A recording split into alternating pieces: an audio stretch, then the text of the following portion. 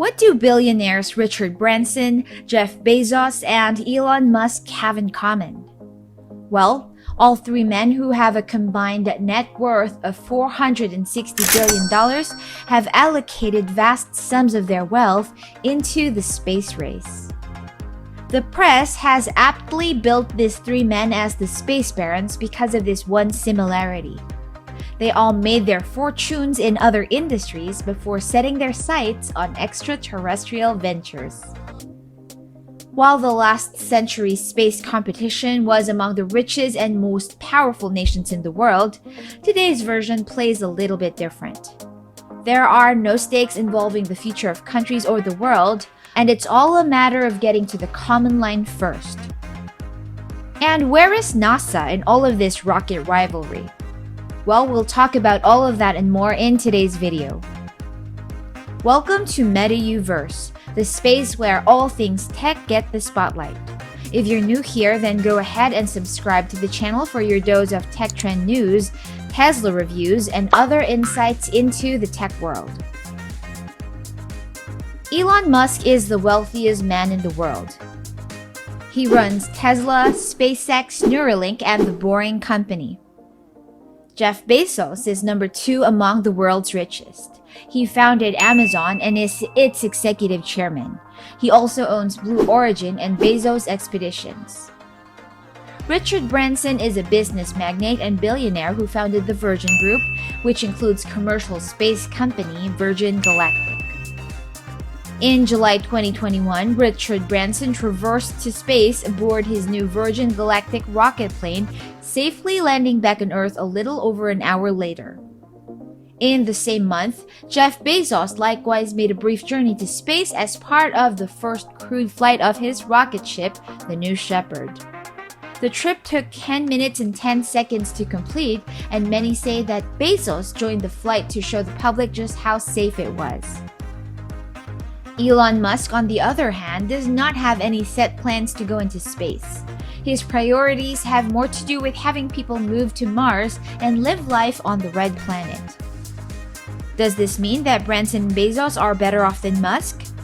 And why do Musk and Bezos seem to dislike each other so much? What actually caused the feud between the two billionaires? To find out where it all started, let's go back to the year 2004. At that time, both Blue Origin and SpaceX were still fledgling companies without any launches under their belts. As much younger men, Musk and Bezos met to talk about their ambitious plans to create reusable rockets. It was said that the meeting didn't go very well. Musk shared that he tried to give Bezos some advice, but that Bezos largely ignored him.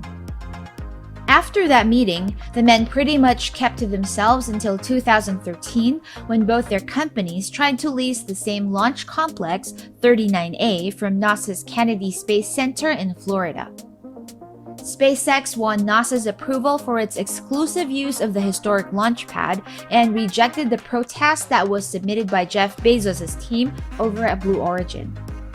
Bezos suggested that the launch pad should be converted into a commercial spaceport for all launch companies.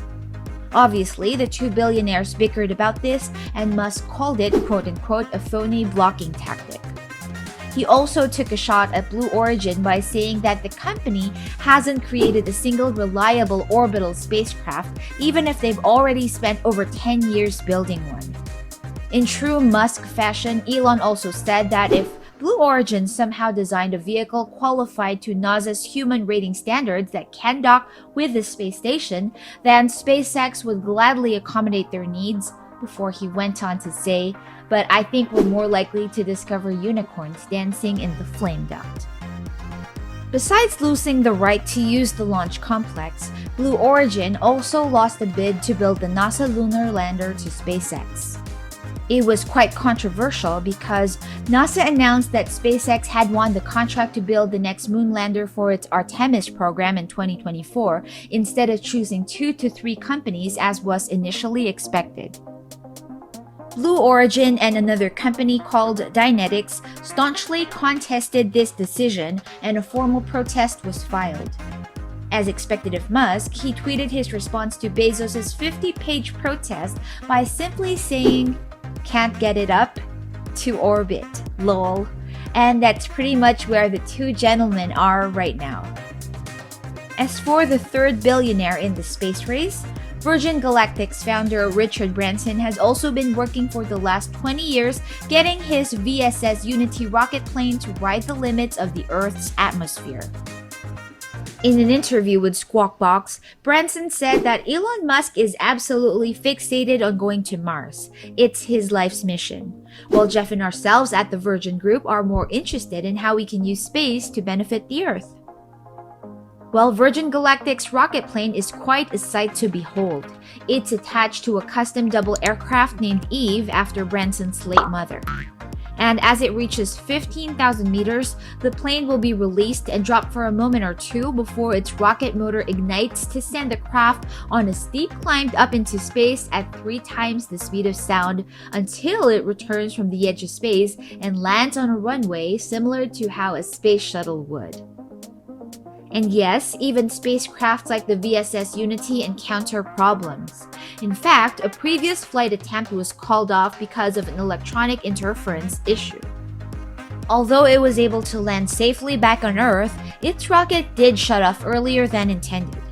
Virgin Galactic claims to have since fixed the problem, and they've even unveiled the Spaceship 3, which also looks incredible. Now, speaking of these 3 space barons, while it was a toss-up at first, it's now becoming quite clear that Mr. Musk and his team over at SpaceX is actually leading the race. SpaceX has designed and successfully built the Falcon 9 and Falcon Heavy launch vehicles. It also builds its own rocket engines, which include the Merlin and the Kestrel.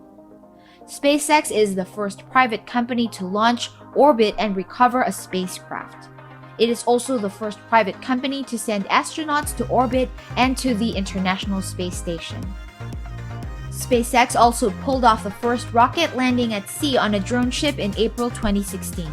In May 2019, SpaceX launched a constellation of 60 Starlink satellites on a Falcon 9 rocket. And again, in 2019, SpaceX pulled off a triple booster landing with 2 of the boosters landing on the ground in perfect tandem, while the main coal landed on a drone ship in the ocean. Now, what about shuttling passengers to space? Richard Branson himself said it best. Space needs a lot of companies doing different things that benefit the Earth. And although the 3 companies have to do with space technology and travel, their goals are as different as night and day.